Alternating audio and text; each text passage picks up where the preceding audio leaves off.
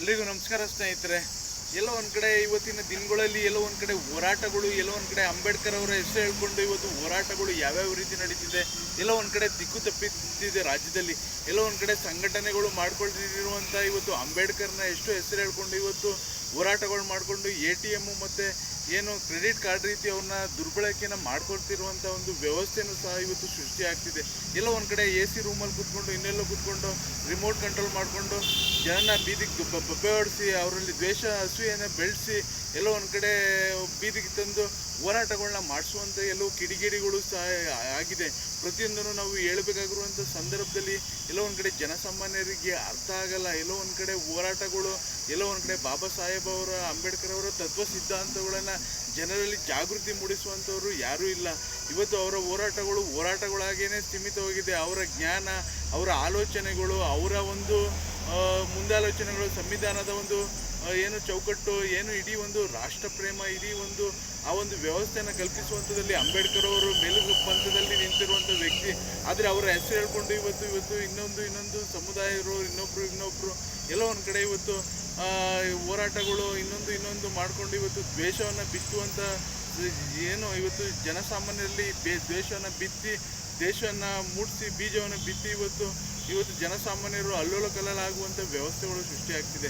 ಎಲ್ಲೋ ಒಂದು ಕಡೆ ನಾನು ವಿಡಿಯೋ ಮುಖಾಂತರ ಪ್ರತಿಯೊಬ್ಬರಿಗೂ ನಾನು ಜಾಗೃತಿ ಮೂಡಿಸಬೇಕು, ಎಲ್ಲೋ ಒಂದು ಕಡೆ ಹೇಳಬೇಕು.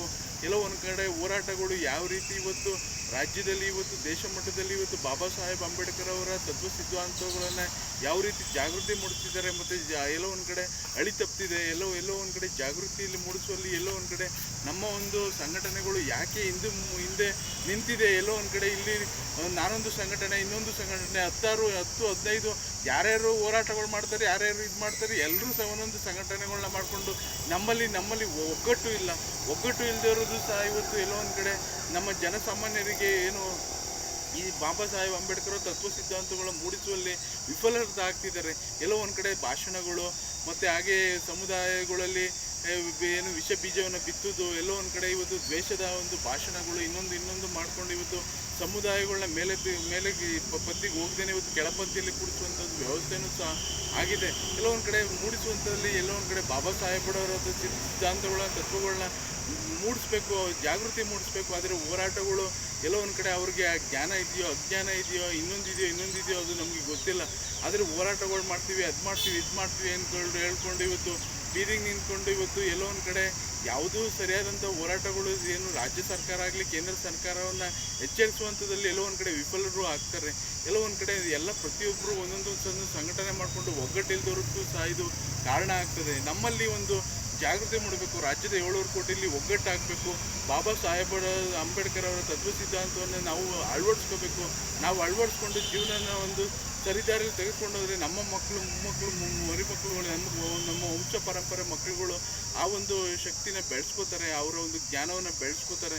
ಎಲ್ಲೋ ಒಂದು ಕಡೆ ನಾನು ಈ ವಿಡಿಯೋ ಮುಖಾಂತರ ಇಡೀ ಒಂದು ಸಾಮಾಜಿಕ ಜಾಲತಾಣ ಆಗಲಿ, ದೃಶ್ಯ ಮಾಧ್ಯಮ ಆಗಲಿ, ಪೇಪರ್ ಮಾಧ್ಯಮ ಆಗಲಿ, ಎಲ್ಲೋ ಒಂದು ಕಡೆ ಪ್ರತಿಯೊಬ್ಬರಿಗೂ ಒಂದು ಜಾಗೃತಿ ಮೂಡಬೇಕು.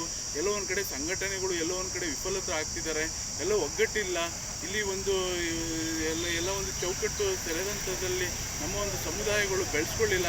ನಮ್ಗೆ ಆ ಮೀಸಲಾತಿ ಬೇಕು, ನಮ್ಗೆ ಈ ಮೀಸಲಾತಿ ಬೇಕು, ಇನ್ನೊಂದು ಬೇಕು ಅಂದ್ಕೊಂಡು ಪ್ರತಿಯೊಬ್ಬರು ಒಂದೊಂದು ಹೋರಾಟಗಳನ್ನ ನಿಂತ್ಕೊಂಡ್ರೆ ಎಲ್ಲೋ ಒಂದು ಕಡೆ ರಾಜ್ಯ ಸರ್ಕಾರನ ಎಚ್ಚರಿಸುವಂಥಲ್ಲಿ ನಾವು ಎಲ್ಲೋ ಒಂದು ಕಡೆ ವಿಫಲರಾಗ್ತೀವಿ. ನಾವೆಲ್ಲ ಒಗ್ಗಟ್ಟಿಂದ ಇಡೀ ಒಂದು ಸಮುದಾಯಗಳು, ಎಲ್ಲ ಒಂದು ಸಮುದಾಯಗಳು ಬಾಬಾ ಸಾಹೇಬ್ ಅಂಬೇಡ್ಕರ್ ತತ್ವ ಸಿದ್ಧಾಂತಗಳನ್ನ ಒಪ್ಕೊಂಡು ಇವತ್ತು ಸಂವಿಧಾನವನ್ನು ಏನು ಅದನ್ನ ಬೆಳೆಸಬೇಕು, ಅದನ್ನ ಉಳಿಸ್ಬೇಕು ಅಂತ ಎಲ್ಲ ಒಗ್ಗಟ್ಟಿಂದ ಹೋರಾಡಿದ್ರೆ ಎಲ್ಲವೂ ಕರೆಕ್ಟಾಗಿರುತ್ತೆ.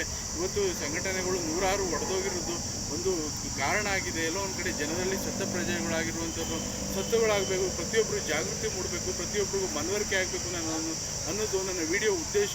ಪ್ರತಿಯೊಬ್ಬರು ಒಳ್ಳೆಯದಾಗಲಿ. ಜೈ ಹಿಂದ್, ಜೈ ಕರ್ನಾಟಕ ಮತ್ತು ಒಂದೇ ಮಾತು.